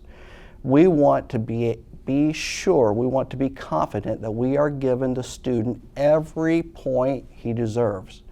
So every one of these are reviewed, okay? So in our office, because there was some missed questions and some partial questions, we would have reviewed this and approved it to be the grade to be posted. Now, we can continue on. There's one other thing I want to mention, and it's not in this assessment. But in many assessments, the last question or the last 2 questions are essay questions, okay? And when the student takes the test, he will need to fill out the essay question according to the test. Those essay questions will be marked wrong immediately because the computer cannot grade that. And we will look at every essay question. But we also provide feedback for every essay that's graded. And I don't have an example of this, but if there was feedback next to the left of the statement in the blue banner where it says the score, question score, there would be a little blue eye, and you would click on that and you would receive you would be able to read the feedback that the teacher left for that question. So that is an important way to study with your student. Now let's go back to the dashboard. Let's leave the assessment review, and let's go back to the dashboard and address another question that we hear quite often. We're scrolling up to the grade. So on quiz 1, the student received an 89%. Sometimes you might not see a number score, a numeric score there, but you may see the words pending. And let's talk about what that means. Pending means that that assessment has not been evaluated by our team members in the home office. So the grade is pending, and you don't need to worry about it. We haven't forgotten about the test. There's not a glitch. It just means that we want the opportunity to go in and review the assessment before we present the grade to you. We don't want to give you a false hope that if it was, for example, an essay, the essay questions would automatically be marked wrong. We don't want you to see a lower score than what you really deserve. So that's very important as far as assessments are concerned. I hope that gives our parents great confidence, the ones in 7th through 12th grade who have chosen digital assessments, that while you've chosen an option that frees you up to not have to do all the grading, and you've kind of taken your hands off of it as the parent, that your child's not relegated to only getting a grade that a computer assigns by electronically and automatically validating your child's answers. For every one of those incorrect short answer and essay questions, a teacher, an instructor, an academic agent is going through and checking behind. Your student may have given an answer that's perfectly valid but wasn't pre-programmed in as one of the 10 or 15 different correct answers, and we can go in as those results are pending and give credit for that grade, which will then show up on the progress report. So that was a detailed walk through some of the many functions of the dashboard and some specific information regarding the digital assessments that you might have chosen in grades 7 through 12. Parents, we can't emphasize enough, whether independent study or the accredited option, but specific to the accredited option because you're validating your child's grades, how important it is to protect your child's assessments. We do ask that you are present when a child is taking an assessment. You keep those quiz and test keys, if you're using paper assessments, in a secure location. You're not wanting to give your child what looks like maybe an advantage, but really becomes an unfair disadvantage by giving them access to the assessments when they shouldn't have access to them, by allowing them to take those assessments when you're out of the room, and then therefore they may be tempted to access help that would give them an unfair advantage and make it difficult to sometimes impossible for a Becca Academy to validate the education that they're receiving. So thank you for your carefulness, whether you're using paper or digital assessments, in using those properly. Again, there's quite a bit of information in your video manual about how to properly give those assessments, and we want to provide help to you along the way as well. So again, thank you, Steve, for that detailed walk through the dashboard. Get in there and explore a little bit and get comfortable with what resources are available to you and what access that you have to your students' progress on your dashboard. Jacques and Rose asked, are we going to be able to have a copy of this webinar later on to access, to review these questions and answers? And we are looking forward to providing a recording of the webinar later on. So we'll let you know how to access that. Let's answer just one or two more questions. We're at kind of the half-hour break again, having designated this third segment for walking through the dashboard. But we will come back for an additional segment of a half an hour to continue answering questions. Let's hit just a couple more before we take that break. Erica's asking, do we have to let our child's school know that we are homeschooling, or anyone else, such as the courthouse? Erica, that is going to vary greatly depending on whether you're coming from a private school or a public school. It's going to vary greatly depending on the homeschooling laws in your state. It is legal to homeschool in all 50 states and in many foreign countries as well, but that is going to vary greatly. Can we recommend to you on our YouTube channel a video that we did with the HSLDA, the Homeschool Legal Defense Association, to look at the legal aspects of homeschooling, and then also refer you to their website, hslda.org. They are a wealth of information when it comes to the specific aspects of homeschooling in individual states, and that answer will vary. So we would point you to a place where you can get the answer to that question, and that would be from organizations like the Homeschool Legal Defense Association. Another customer is asking, I read for accreditation, the student calls into the teacher for assessments. Can you please provide more detail?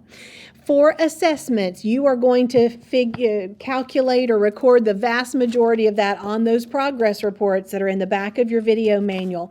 But for kindergarten up through the 6th grade, there are a couple of occasions when you will call into Abeka Academy in order to record your child's assessment, and that is specific to reading. The most important skill that your child can develop in elementary school is the skill of reading. That's what's going to make them a lifelong learner. And so we have a wonderful phonics-based program that will help your children to be successful with reading from a very young age.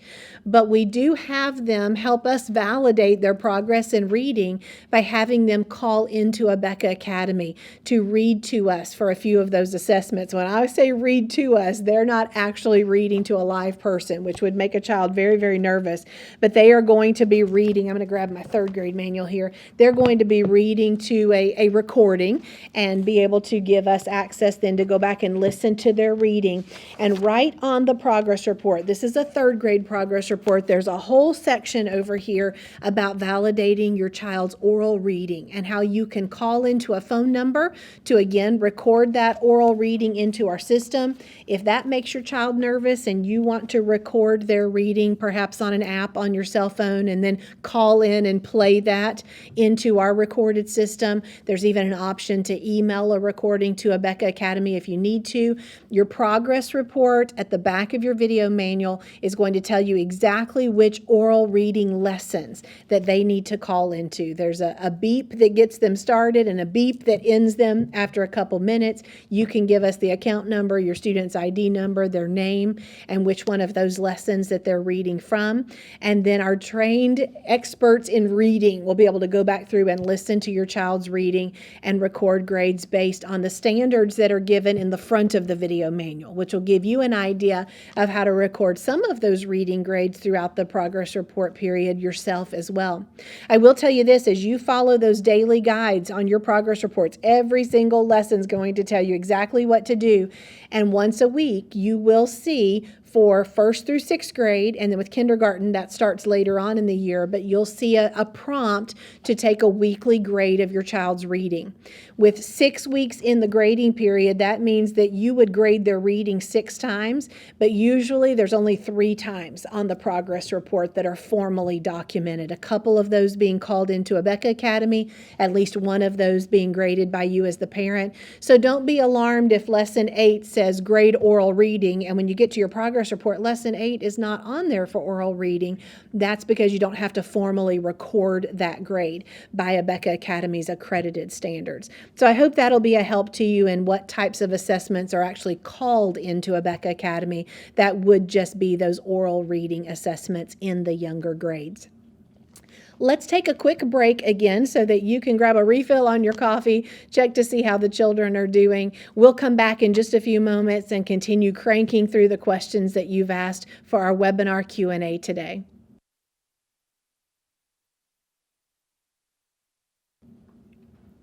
Thank you so much for sticking with us for our 4th segment in today's Here to Help webinar. We do have a new panelist joining us for the first question in this segment. Let's meet her.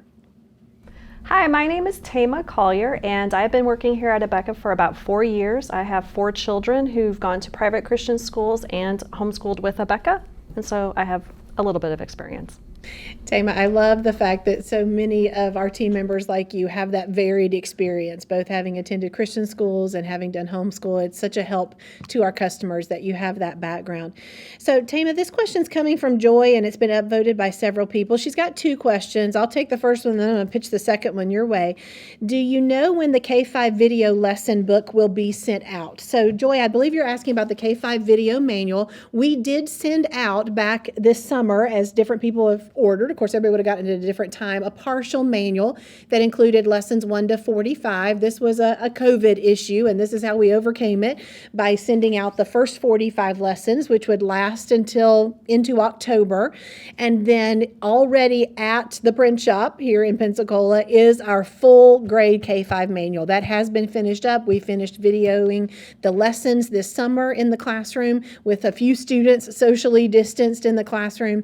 That manual is is at the print shop and will be shipping later this month as we promised. So we're looking forward to expanding your partial manual into a full grade manual that will carry you throughout the year. Again, we can't overemphasize the value of what's included in that manual. So Joy, thank you for looking forward to it. Thank you for asking the question.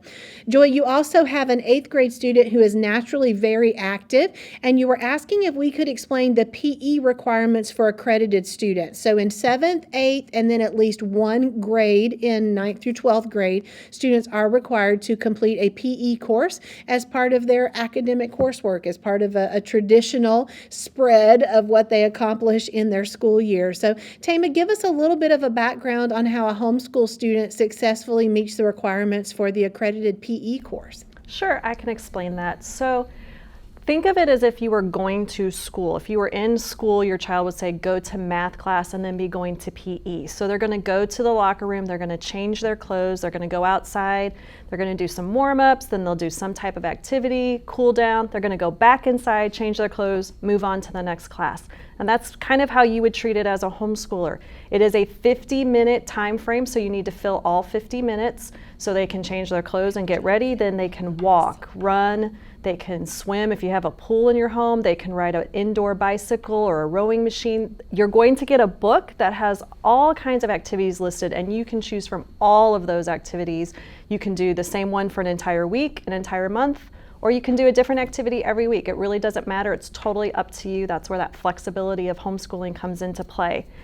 So you're going to do those for 4 days. On day 5, you're going to take what we call a skills test. And again, that will be listed in the manual that we give you. And I strongly encourage you to read through that manual because it's going to make everything clear for you. But you're going to take a test, like I said. So for example, my kids usually either were walking, running, or they were riding their bicycle inside. So you will have to walk 1 mile in a certain number of minutes. And if your child can do that, they pass the test. You circle P for passing for that week, and you move on to the next week. And then the next week, maybe they need to walk 1 mile in 19 minutes, and then 1 mile in 18 minutes, and then the time will up. And you just work your way through that.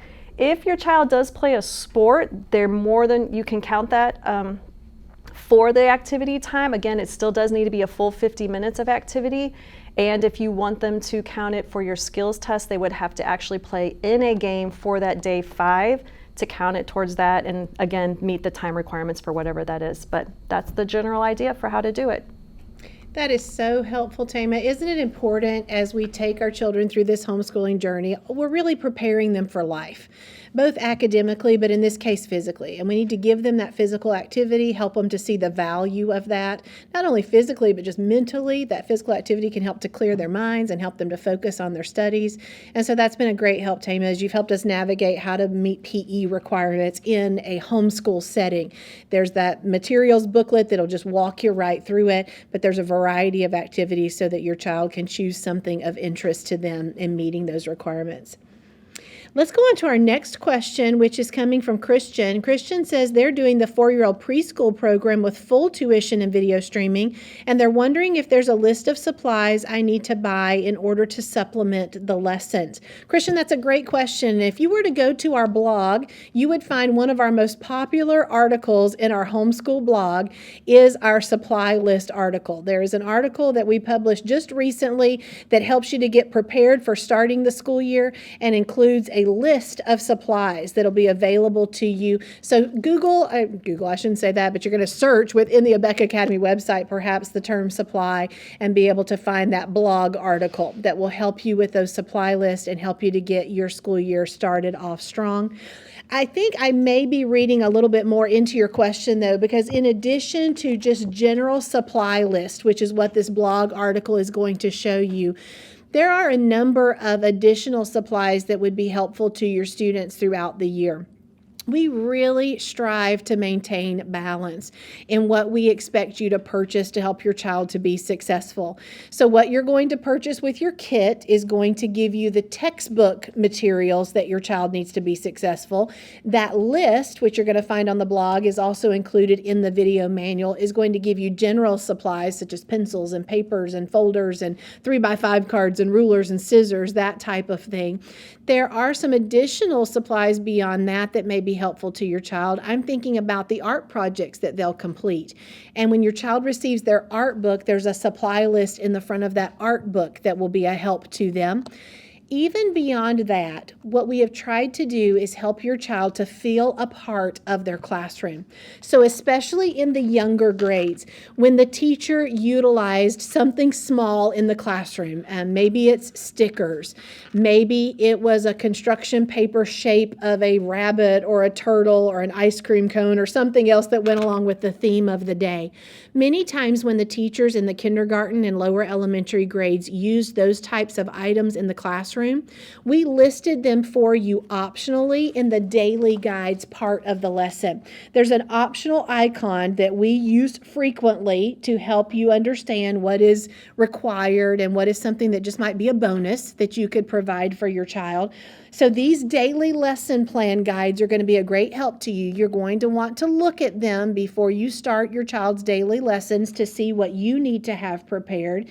And then occasionally, those are going to include some of those bonus items that you might want to have on hand for your child. Here's an example. This is lesson 28 in K5, the phonics review. In the preparation column, there's the little plus optional icon or symbol. And it says to have incentive badges from Letters and Sounds, pages 227 and 229 ready. Now, those are some badges that are actually included in the product that your child has. Over on the procedure side of the lesson, it has that little optional icon again and says, give badges to students who are working hard or participating with the video class.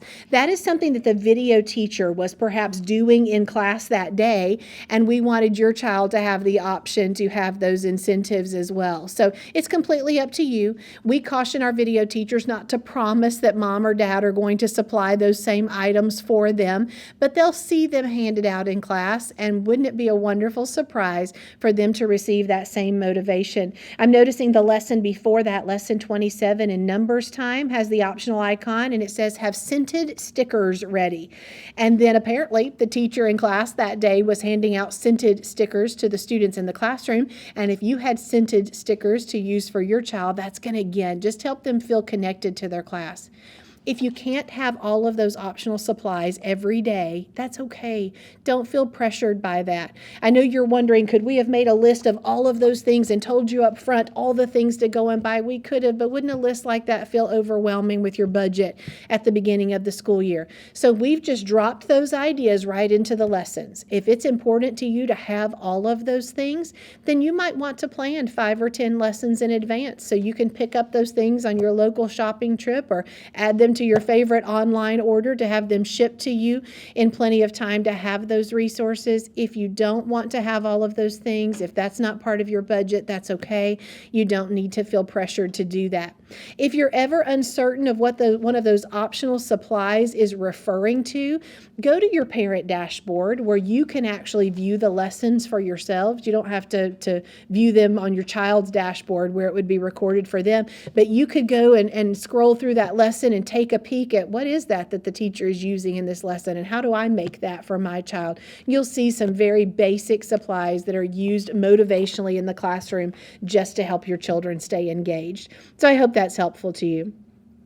April is asking, can I choose to have my son do 2 sets of videos per day? If so, how? So April, I'm assuming that you're wanting to accomplish 2 lessons in a day. And if you have the DVDs, then that's easy. You just continue watching the next lesson there on the DVD, whether that's the single DVD for elementary or if you've got the multiple subject DVDs for high school. If I want to do that on streaming, Steve, is it okay for my son to watch 2 lessons of video in one day? I know we talked about that early on in the webinar. Parents have stuck with us or new parents have joined us, so just touch on that again. Yeah. You can watch 2 lessons in one day, but what you need to do in elementary school, let's take that, you need to run through the whole day and then you can go into the next. What I'm saying is you can't do language on day 1 and language for day 2 at the same time. Now in high school, 7th through 12th grade, it's by the subject. So you can run through the subject multiple days at a time if you would like. I'm afraid that if you do, you may get off schedule, but it is possible to do that. That's great. April's asking a question, in addition to that, am I able to switch from accredited to parent-led? April, that's a great question, and there's really 3 different facets of Abeka Academy's options for homeschooling. Parent-led has no video involved unless you purchase videos separately and you just want to supplement from time to time. Parent-led is traditionally where you are the teacher. You are doing the teaching. You have the teacher lesson plans purchased from Abeka, the teacher materials, and you're doing all of the instruction. The other 2 options involve video more heavily. Video with independent study, which gives you complete flexibility to fast forward, rewind, skip, whatever you want to do, and video accredited, where you get the validation, you get the hand holding, you get the accountability of making sure that you're using the program as it is designed, and with that you get the accredited report cards and transcripts. If you're wanting to switch from accredited video to parent-led, then you would basically be dropping or just not be using the video option that you purchased, and you would need to purchase the instructional teacher materials to be able to teach your child those lessons. So you would need to go online with Abeka and place another order to purchase the parent-led materials that you would need instead of using the video instruction. If you're looking to switch from accredited video to independent study, you've decided my family doesn't need the accountability, we need the flexibility, then you can send us an email, include your account information, your student's ID number, request to transfer from accredited to independent study, and then give us the time that we need to work through your emails in the order in which they are received to transfer that request to transfer you from accredited to independent study. But you can go ahead and begin functioning as independent study. You can make accommodations with assessments if you need to. You can skip watching certain DVD lessons if you choose to. That gives you the complete flexibility to meet your students' needs in that area. So I hope that's helpful to you. Here's our next question. How many times can my children watch the lessons? Are they always available for viewing? Faith, I'm thinking back to your experience with homeschooling, your 2 boys. Was there ever a time that you wanted your boys to listen, and it's whether DVD or streaming, that you wanted them to listen to that math concept being taught again? Is that okay to re-watch a lesson? That's a great question, and the answer is yes.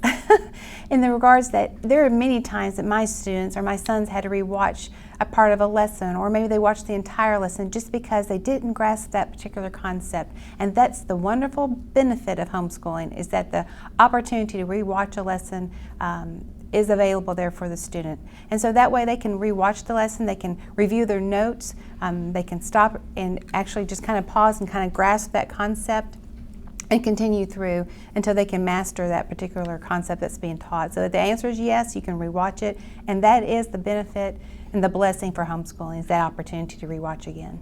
Oh, I completely agree with you, Faith. And whether you're using DVD or streaming, you can re-watch lessons. Now, in streaming accredited, you can't skip lessons and skip ahead, but you can certainly go backwards and re-watch lessons. And that entire library of all 170 lessons is going to be available to you for the duration of your enrollment, from begin date to end date. And so you can go back, and I love that. That's an advantage even over being in the physical classroom. You might be able to schedule a little bit of extra tutoring with the teacher, but you couldn't ever have the teacher go back and re-teach every single lesson. And now you've got the flexibility and the availability to do that and to meet your child's needs. That would be true in both the accredited and the independent study options.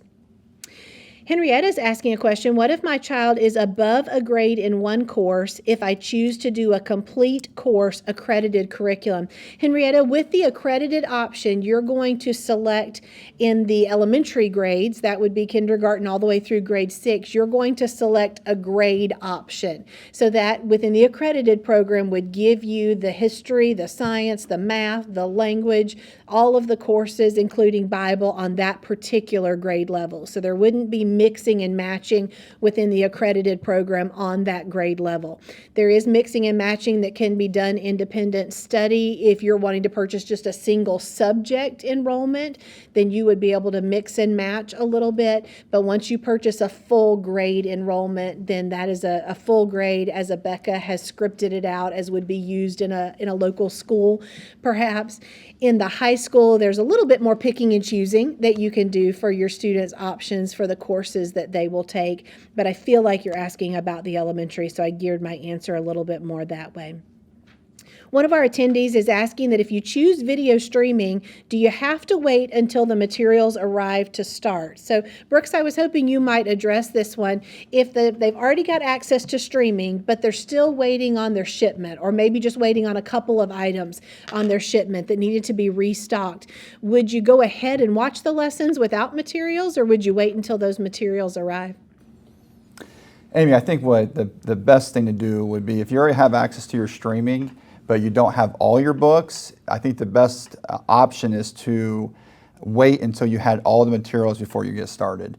Now, I think some of it may depend between elementary and secondary. If you're in elementary, I would definitely wait until you had all your student materials before you got started. In the secondary, grades 7 through 12, where the videos are by subject, you could possibly start the subjects that you already have, and then when you got the materials for that missing course, then you could start at that point and then maybe slowly catch up over the next few weeks.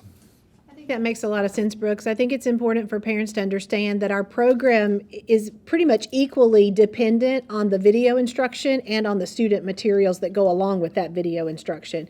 The teacher's going to teach, but the application and reinforcement of those concepts is going to come on the student's workbook page that goes right along with that lesson. So you're going to get the best advantage from the program by partnering the video lesson and those printed student resources together.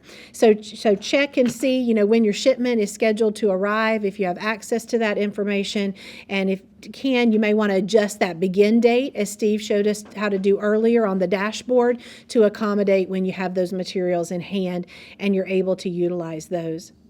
Josh is asking, he says, we signed up for DVD courses, but we found out the DVDs won't ship until October and December.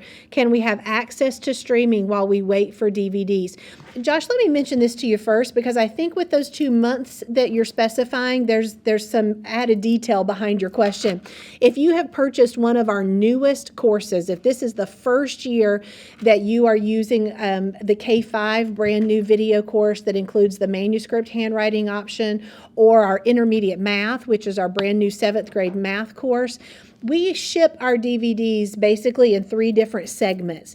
At the beginning of a year with a brand new course, you will get only the first box of DVDs shipped to you, and it sounds like the set 2 and set 3 that you're waiting on, they're scheduled for October and December, go along with one of those brand new courses.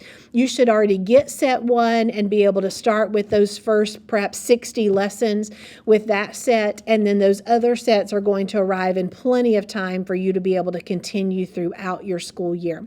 If you have, for some reason, ordered a course and those DVDs, the first set of them is not available, then Emily, would you encourage them to reach out to us and request the streaming access for a limited amount of time? What's your recommendation on that? It certainly is going to be an option for you. I definitely want to make sure that all of our customers are receiving the materials that they have in time, and if not, we want to make sure that we're providing an option for you to at least get started. It would be a rare occurrence for the first set of DVDs to not be able to be shipped to you in plenty of time. So if you're only waiting for second or third set, you don't need to wait. Those are for later in the year. And if for some reason you're having an issue with DVDs and need to request a limited access to streaming, then reach out to us by email, phone, or chat. Just be sure to include your account information so that we can get back with you in a timely manner. Again, these half hours continue to go by very quickly as we work down through the most popular questions that you have for navigating your homeschool year successfully. We're at the end of our second hour of this webinar, and we are more than willing to continue answering your questions as long as you'd like to stay plugged in with us. So give us an opportunity to take a quick break, and then we will come back to you with our 5th segment of our webinar, Here to Help.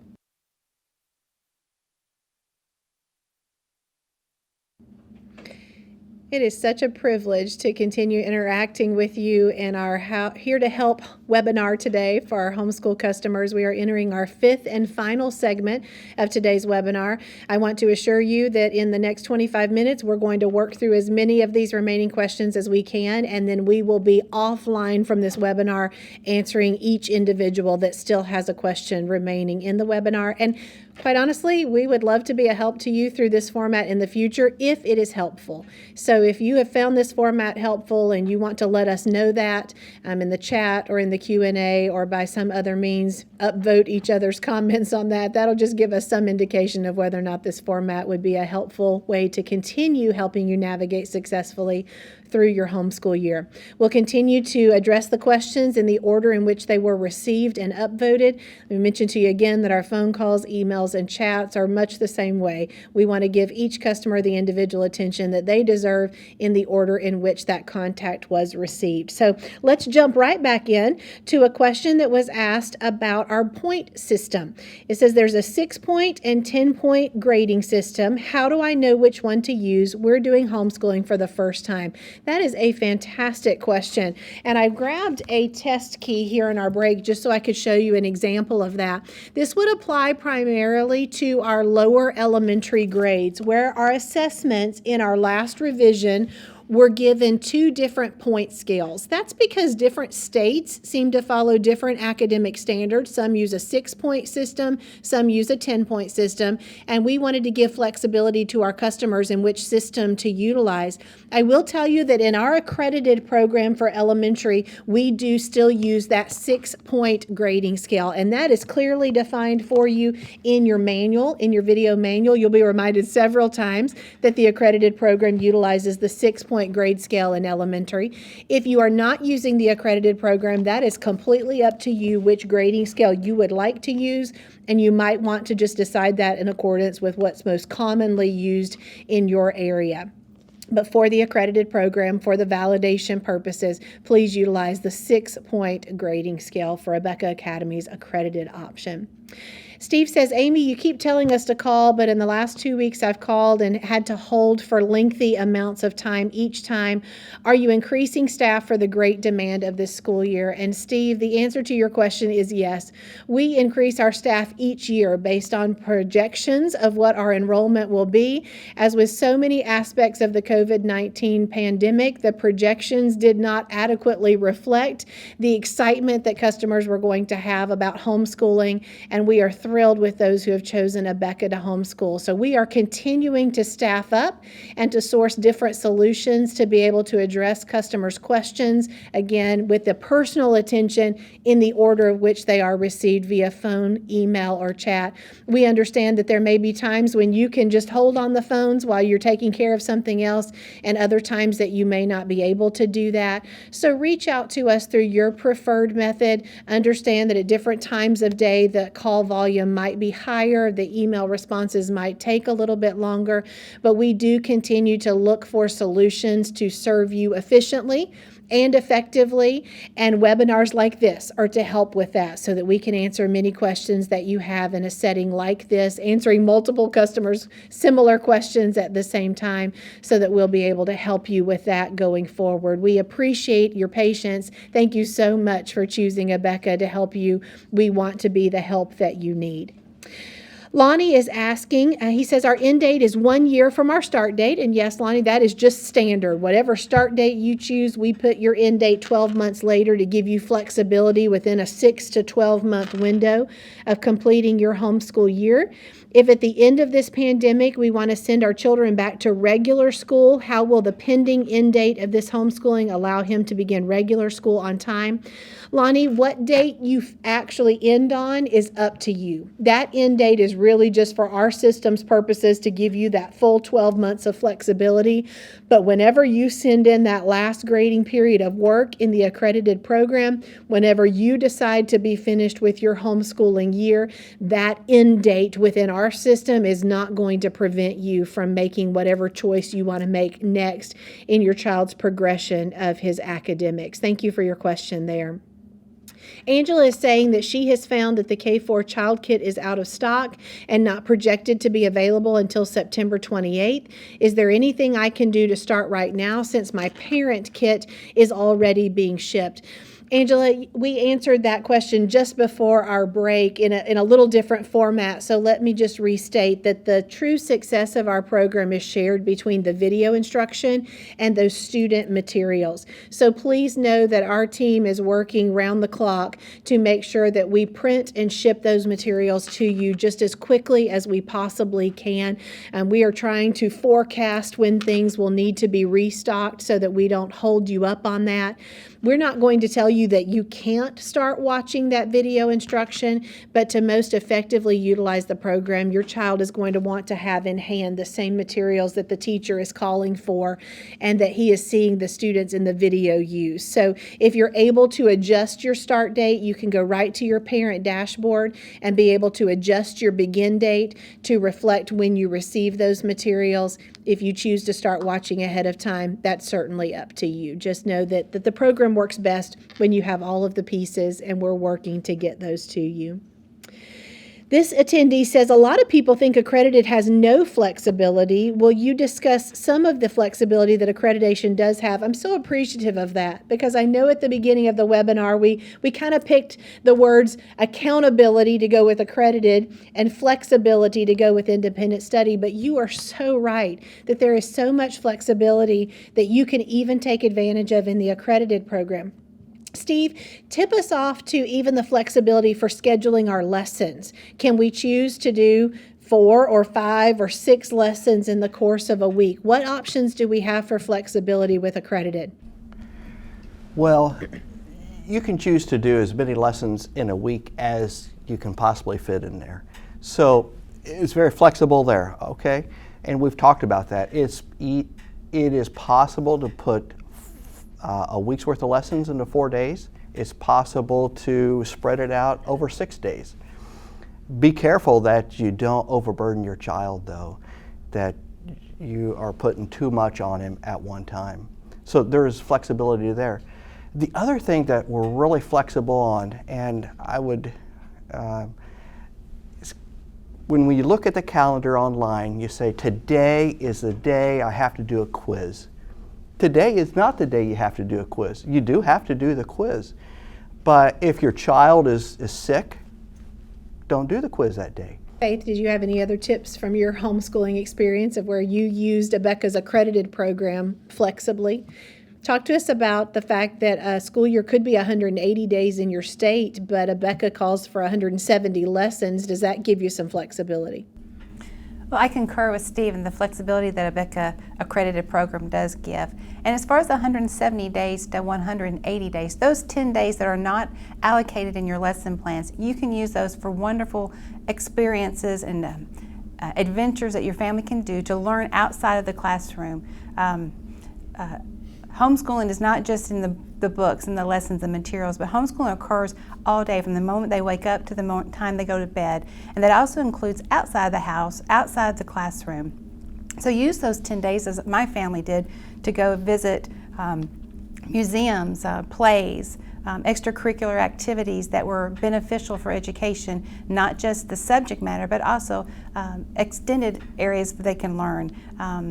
And I was thinking someone had mentioned as far as earlier in the year, as far as even learning how to hunt or play tennis or extra activities of that sort can be built into those extra days there. So those 10 days aren't just free days. Those are days for you to use to build outside the curriculum as it is presented to you from Abeka Academy. Use those times to let them grow in other ways that they can build their experiences and their learning as a student.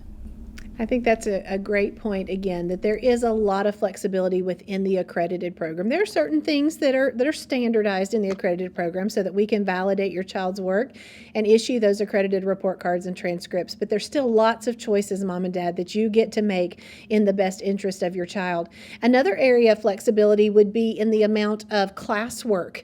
In the lower grades, sometimes it's referred to as seat work that your child has to complete. Now, you do have to complete enough work that your child can perform successfully on those quizzes and those tests and those exams. Sometimes we get some questions about flexibility with those in the accredited program. Can my student retake a failed quiz?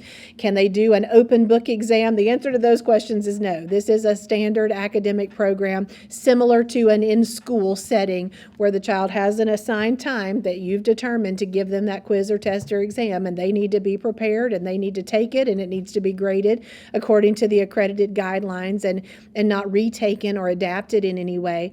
But to Steve's point, if your child is sick, you don't have to force them to take the quiz that day. You can schedule that for later in the evening or perhaps the next day.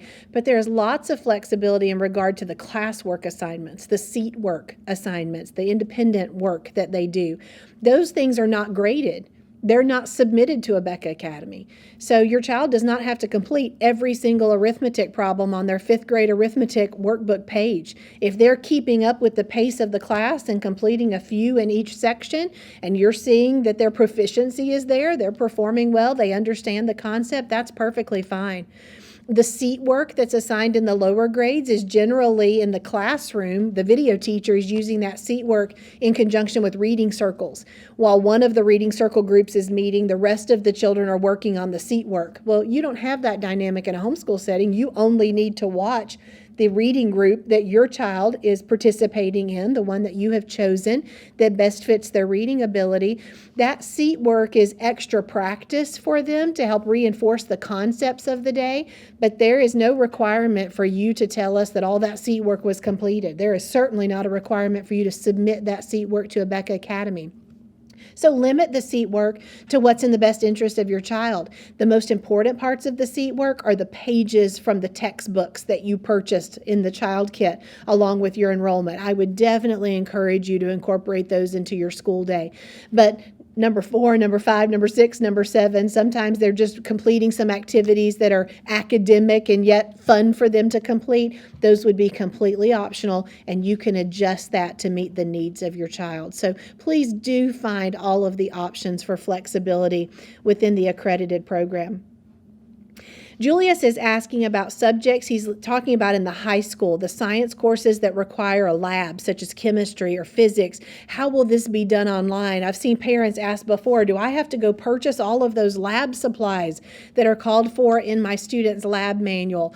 You are certainly welcome to do that if you're able to do that or have access to those, but every one of those labs in those courses is completed in the video class and recorded in the video class, so your student is going to be able to watch those labs being performed and will be able to document the data from those labs and draw conclusions from those labs right along with the video class. So while it would be wonderful to have all of those lab resources at your fingertips, we know that's not always feasible, and that's why we recorded the conducting of those labs in their entirety as part of the video instruction so that your child can follow along by video in much the same way that the students in the classroom were following along as the teacher conducted that lab. I hope that puts your mind at ease.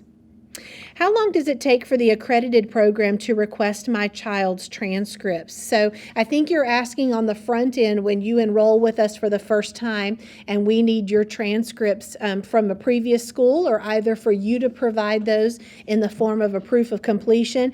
How long does it take to request those transcripts? That's going to vary greatly. We work through those transcript requests as in the order in which they were received as quickly as we can. Now you can request those transcripts from your school to be sent to Abeka. So you don't have to wait for Abeka to request those transcripts. You can actually request that your school send those transcripts directly to Abeka.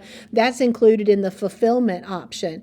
So even if you already went through fulfillment and chose for Abeka to receive those transcripts or to request those transcripts, you could send a request to your school for the school to send those directly to Abeka, which may reduce the lead time on that.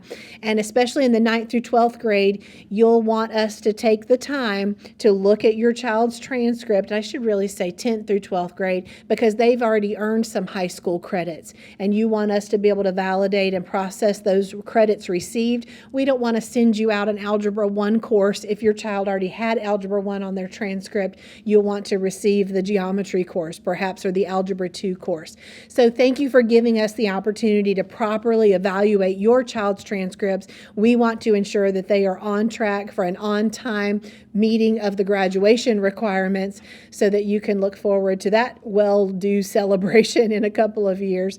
So that will vary depending upon if the school is sending it to us, if we're waiting on them, or if you need us to reach out to the school, in which case that you might be waiting for us to get to your transcript request in the order in which it was received. And then, of course, the time that we will spend processing that transcript, ensuring that your child is on track with graduation requirements. I hope that's helpful to you. Steve, here's a question about digital assessments. Is there any way to look back at a digital assessment, quiz, or test to be able to use it to review for another test or exam? Are we able to go back for an unlimited amount of time and look at our child's quizzes and tests in the digital assessment format? This is a good question, and you should be using the tests and quizzes for review for the final exam or for the semester exam. And those are available. We've done a demonstration on the dashboard how you could access those assessments. They are there for during your entire school year. And so for studying for the final exam, there you go, they're there. That's great, Steve. So in much the same way that parents who chose the printed assessments might use the quizzes leading up to the test to just orally quiz their child and make sure that they're retaining that information, then the parent can access the digital assessments on the platform in much the same way, excuse me, to help their child review for an upcoming test or exam. Someone is asking, if my child fails a quiz or a test, what do I do? Do I continue on or make them repeat the quiz or the test? That option is going to vary depending on the option that you have chosen for homeschooling. With the accredited program, your child would not be able to retake a failed quiz or test. You know what? We have all encountered something in life that we have failed, whether it was our own lack of preparing for it or something that simply just caught us off guard. There's a bit of a life lesson there. And in the accredited program, we're going to have to help our student to absorb that life lesson and be able to move on to the next quiz or test and approach it more effectively. That would be true in the accredited program. You cannot retake a failed quiz or test. You can use the learning from that opportunity to help them apply to future assessments. In the independent study program, that's where you do get a little bit more flexibility if you'd like to perhaps orally assess your child on that again. Shalani is asking if there's an official way to connect with Abeka homeschoolers in our local community. I don't think there's necessarily an official way as far as Abeka is concerned, but we are so thrilled to be aware of a number of social media communities that have been developed where families are helping each other. And I know I've seen in one this particular week where parents were reaching out and saying, where's all the Missouri families? Where are all the New Jersey families?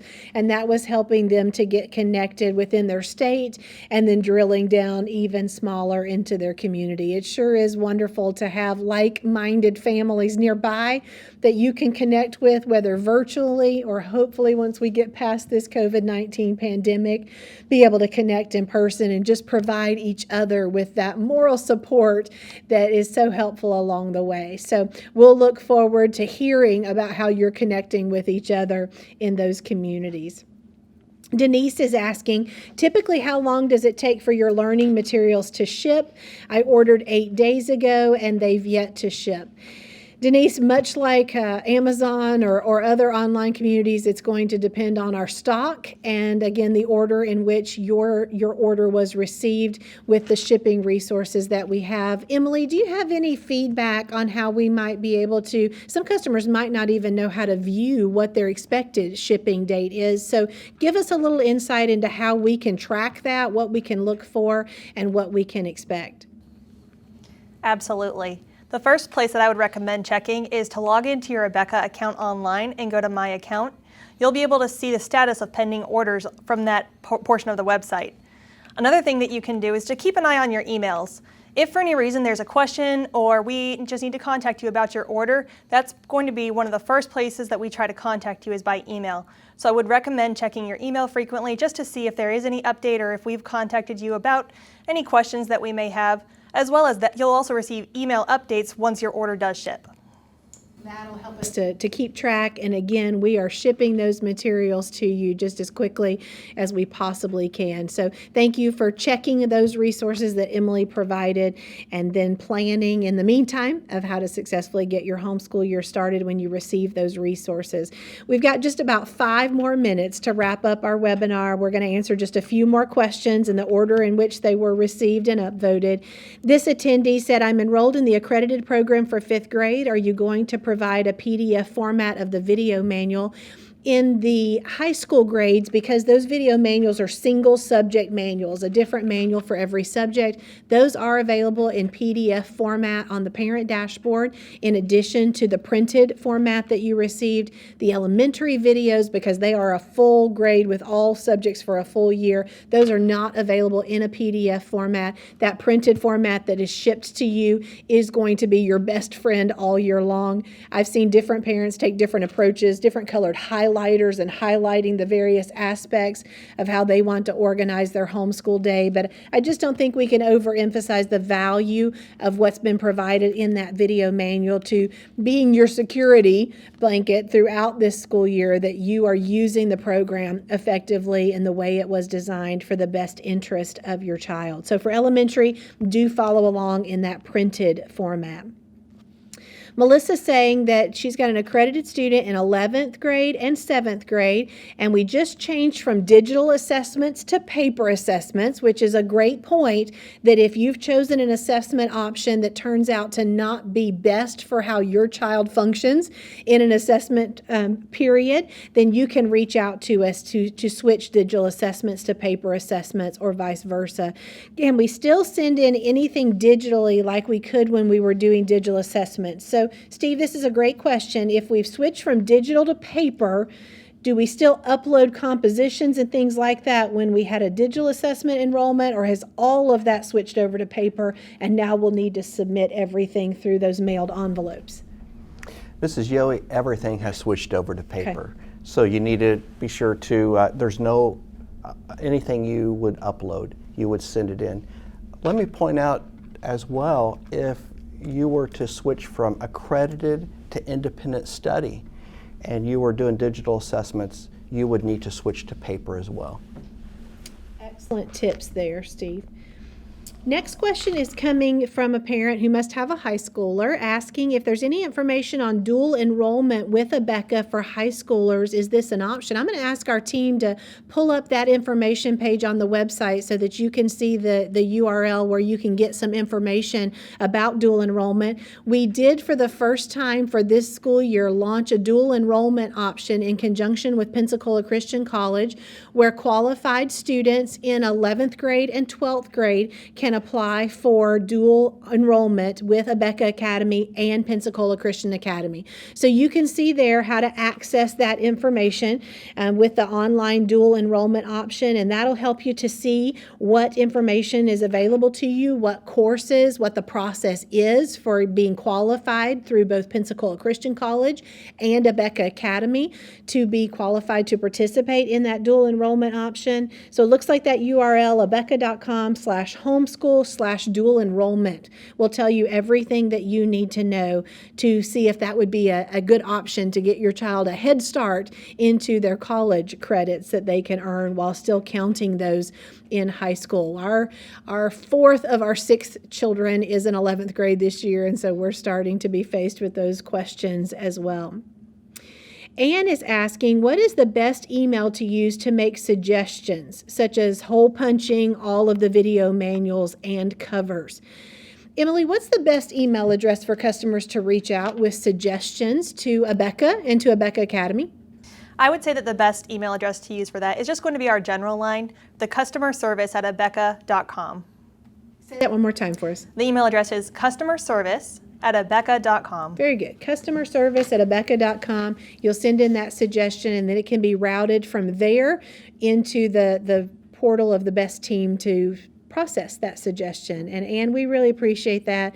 We do value our customer suggestions, and so many of the things that have been incorporated into the video manuals have been a result of customer suggestions. So we would greatly appreciate hearing from you how we can make it even easier for you to make this homeschool journey amazing for your family. This attendee is asking, saying, I just signed up for online tuition. Why can't we begin before September 28th? We'd like to start on September 9th. When you enroll in Abeka Academy, the earliest start date that you can select is based on how quickly we can give you access to those materials, whether it's streaming or DVD or shipping all of your textbooks to you. So if the earliest start date was September 28th, but you've got everything you need early and you're ready to get started, you can either one, jump right in and just get started a little bit early, or two, if you want to adjust your online calendar, then you would go to your parent dashboard, select the change begin date option, and then adjust your begin date within 30 days, either before or after your original due date, to be able to repopulate your calendar with that new begin date. That would also adjust your end date accordingly. So feel free to do that.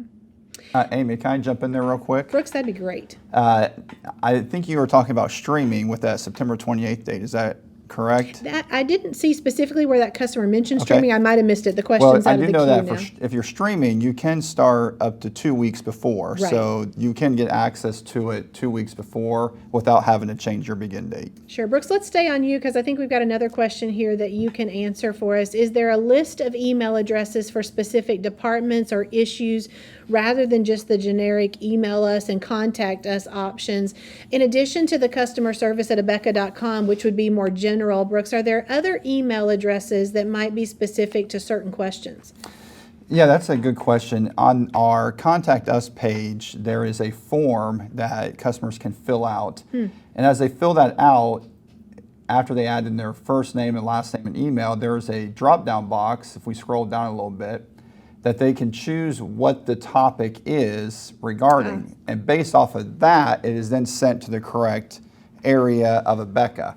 So if they are needing academic help and they choose that, and then they type in their comments, then that email will then be sent to the academic area, the academic team, and they'll be able to work on that and get an answer back to them. That's fantastic. I know we also, in conjunction with the accredited program, if you have specific academic questions for your child, you can also use elementary at abeka.com for kindergarten through 6th grade enrollments, and secondary at abeka.com for 7th through 12th grade enrollments. Again, those would be questions specific to your child's academics once they have gotten started with the accredited program. So some great resources for you there to reach out to us in a way that will make it efficient for us to respond to you on a first come, first served basis. I think we're going to have to wrap up this webinar. I know there are some additional questions waiting to be answered. If you did answer those in conjunction with providing your name as opposed to being an anonymous attendee, we are going to keep our team here today answering those questions for you offline of this webinar so that we can be sure that each one of those questions gets answered for you. And again, it would just be a help to us to know if a webinar format like the one that we have done over the last 2.5 hours has been helpful to you and would be helpful to you going forward. Would it be helpful to you in the next week or two if we did another one of these so we could answer questions in a timely manner that you're encountering another week or two down the road? We would appreciate knowing that. Outside of that, of course, our call, our email, and our chat is available to you. I know that in some cases you'll be waiting a bit for an answer or response to that, depending on the volume of the calls, emails, and chats at the time that you contact us. But do be assured that we want to give your family the individual attention that you deserve, and we will continue to address those forms of communication in the order in which they are received. We simply cannot thank you enough for spending the time with us today, giving us the opportunity to interact with you in a live Q&A. It's a great pleasure for us at Abeka to have the opportunity to serve you along your homeschool journey, and we look forward to many other interactions with you in the future. Thank you for your time. Have a great day.